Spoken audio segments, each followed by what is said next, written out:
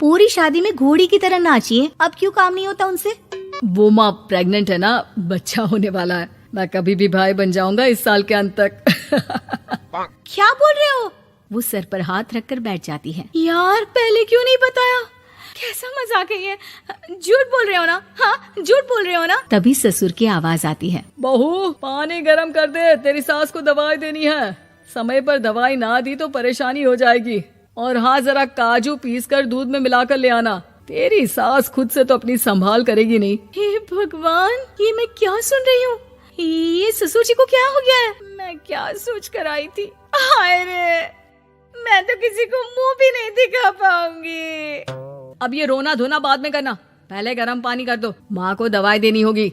और हाँ, रात को माँ के पैरों में तेल लगा देना। बहू को गुस्सा आ जाता है। वो बड़बड़ करती किचन में जाती है जहाँ उसका ससुर खड़ा होता है। एक बड़ी जिम्मेदारी है हम सबके सर ऊपर। इस उम्र में माँ बनना खतरे से खाली नहीं होता। हाँ हाँ पता है, तो क्यों बन गई माँ? अरे खतरे से कम नहीं है तो क्या जरूरत थी लल्ला पैदा करने की? कैसी बात कर रही हो बहू? क्या तुम खुश नहीं कि घर में एक नया मेहमान आएगा, छोटे छोटे पैरों से पूरे घर में घूमेगा? पिताजी ये हाथ जोड़े आपके, आप यहाँ से जाओ। ये शायरी बाद में बताना, अभी मैं पानी गरम करके थर्मस में दे देती हूँ।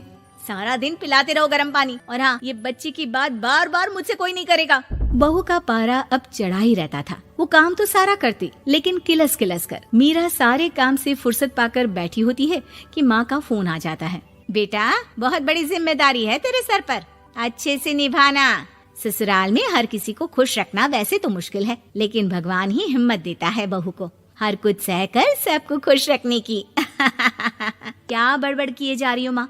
जानती भी हो कि यहाँ क्या चल रहा है? मेरी सास, अरे तेरी सास तो देवी है देवी। कितने खुश हो रहे थे सारे तेरी सूरत देख देख कर। पता नहीं जैसे बहू नहीं कोई मन मांगी मुराद मिल गई हो उन लोगों को। अरे बात तो पूरी सुनो। मन मांगी बुरा तो पूरी हुई है। अरे मेरी सास को बच्चा होने वाला है, प्रेग्नेंट है वो। क्या बकवास कर रही है मीरा? ये बात किसी को कहना मत। मुझे तो बता दिया, लेकिन अब अपनी जबान सिल ले। कहाँ है तेरी सास? बात तो करा मेरी। पूछू जरा, पोता पोती खिलाने की उम्र में खुद का बच्चा खिलाने का शौक कहाँ से आ गया? और आया भी तो बताना तो चाहिए था। अब क्या नाक कटाने के लिए हम लोगों से रिश्ता जोड़ा है? रुक, तेरे पापा से बात करती हूँ। मीरा फोन रखकर लेट जाती है। वो एक सपना देखती है कि उसकी गोद में एक बच्चा खेल रहा है। भाभी की गोद में कितना खुश दिख रहा है ना? लग ही नहीं रहा कि भाभी है। मैं तेरे लिए क्या लाया हूँ, सोने की बालियाँ। तेरी शादी में तो मैं बुढ़ा हो जाऊंगा ना। अरे कैसी बात कर रहा है बेटा, इसकी जिम्मेदारी तो तू ही लेगा। हम लोगों का तो कोई भरोसा नहीं, कब ऊपर वाला उठा ले। बहू को सास को देख देख कर गुस्सा आ रहा था। तभी वहाँ पड़ोसन आ जाती है। अरे बहू, तुझसे तो पूछने से भी डर लगता है कि कब खुशखबरी सुना रही है। अब तो अपनी 1 महीने की ननद की ही जिम्मेदारी संभाल ले, बहुत है। अपने जेवर भी रख देना और पैसे भी जमा करना शुरू कर दे। वो बात आगे बढ़ाती उससे पहले ही बहू जोर से चिल्लाकर उठ जाती है। नहीं नहीं नहीं नहीं, मैं अपने जेवर किसी को नहीं दूंगी। अरे कौन ले रहा है तुम्हारे जेवर? तुम औरतें भी ना सपने में भी जेवर ही संभालती रहती हो। मैंने जो सपना देखा है ना, सुनोगे तो होश उड़ जाएंगे। अच्छा, तुम अपना सपना बाद में बताना, पहले मेरा सुनो। कल मैंने इतना अच्छा सपना देखा, इतना अच्छा सपना देखा कि अगर वो पूरा हो जाता है ना तो मैं तुम्हारे लिए रानी हार बनवा दूंगा। बहू अब सारे गम भूलकर पति का सपना सुनने में लग जाती है। अरे क्या सपना था बताइए ना, बोलिए भी तो, क्या सपना है? मैं पूरा कर दूंगी अगर बात रानी हार की है तो। बोलिए बोलिए। मैंने रात को सपना देखा कि माँ को बेटी हुई है और मुझे बहन। सच्ची, इस घर में बेटी हो जाए तो मैं तो झूम ही उठूं। मीरा का मुंह बन जाता है।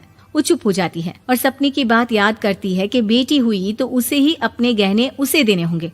फिर तो रानी हार की जरूरत पड़ेगी ही। भाई लड़की बड़ी होगी, उसकी शादी होगी तो जेवर तो चढ़ाने ही होंगे ना, कहाँ से आएंगे वो? कितने समझदार हो तुम मीरा।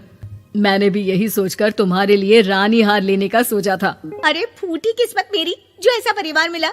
मेरे पापा की तो मैं अभी क्लास लगाती हूँ, जो सब जानते हुए भी ऐसे परिवार में मेरी शादी कर दी। बहू पिता को फोन लगाने ही वाली होती है कि ससुर की फिर से आवाज आती है। बहू गरम पानी ले आ जल्दी, थर्मस में खत्म हो गया है। बाद में खबर लेती हूँ मैं पापा की, पहले सास को गर्म पानी दिया हूँ। बहू अभी किचन में काम कर ही रही थी कि मीरा के मम्मी पापा आ जाते हैं। वो हाथ में ढेर सारे फल लेकर आते हैं। मीरा के पिता मीरा के ससुर से कहते हैं, लीजिए भाई साहब, ये फल रखिए, बहन जी को खिला दीजिएगा। वैसे कैसी है उनकी तबीयत?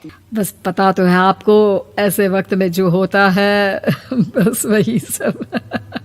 मुझे तो सुनकर बहुत गुस्सा आया था, लेकिन चलिए, भाग्य में जो है लिखा उसे कौन टाल सकता है। डॉक्टर को दिखाए? हाँ, बस डॉक्टर आने ही वाला है। अच्छा हुआ आप लोग भी आ गए। उतने में एक सुंदर सी लेडी डॉक्टर आती है। पेशेंट कौन है आप? अरे नहीं जी, मैं तो बहू हूँ इस घर की। मैं तो अभी सोच भी नहीं सकती पोता या पोती के बारे में। अभी तो मेरी सास ही। अरे चुप हो जाना, देख तो ले, डॉक्टर है ये, किसी के भी सामने गुस्सा फोड़ देती है।